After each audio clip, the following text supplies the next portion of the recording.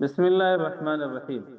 نماز میں رکوع کرنے کا طریقہ اور پھر قومہ اور سجدہ میں جانے کا طریقہ، یہ تین ایسے مسائل ہے کہ عموماً لوگ صحیح طریقے سے ادا نہیں کر پاتے۔ رکوع کا ایک مسنون طریقہ اور اس کا فرض مقدار ہے۔ جب بندہ ہاتھ بڑھائے گھٹنوں تک ہاتھ پہنچ جائے تو اتنا جھک جانا یہ فرض ہے۔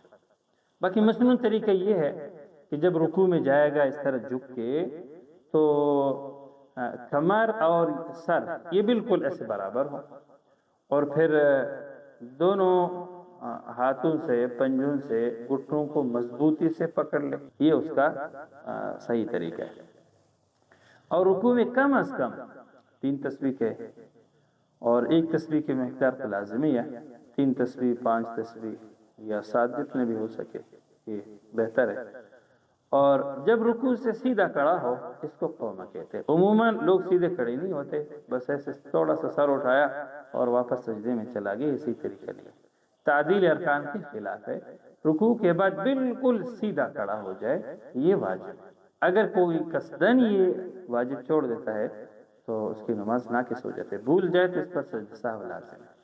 قومہ ہو گیا، بالکل سیدھا کھڑا ہو گیا، سیدھے کھڑے ہونے کے بعد اب سجدہ میں جانا ہے، اس کا بھی عموماً طریقہ غلط ہے۔ لوگ جھک کے سجدہ کے لیے چلے جاتے ہیں، حالانکہ رکوع میں جانے کے لیے جھکنے کی ضرورت نہیں ہے۔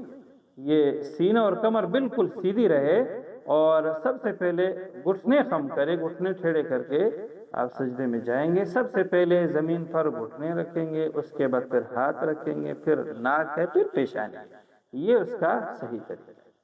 اور یہ جو طریقہ بتایا گیا یہ مرد کے لیے ہے، باقی عورت کے لیے رکوع میں اتنا ضروری ہے کہ وہ ہاتھ بڑھائے، اس کے ہاتھ گھٹنوں تک پہنچ جائے، بس کافی ہے۔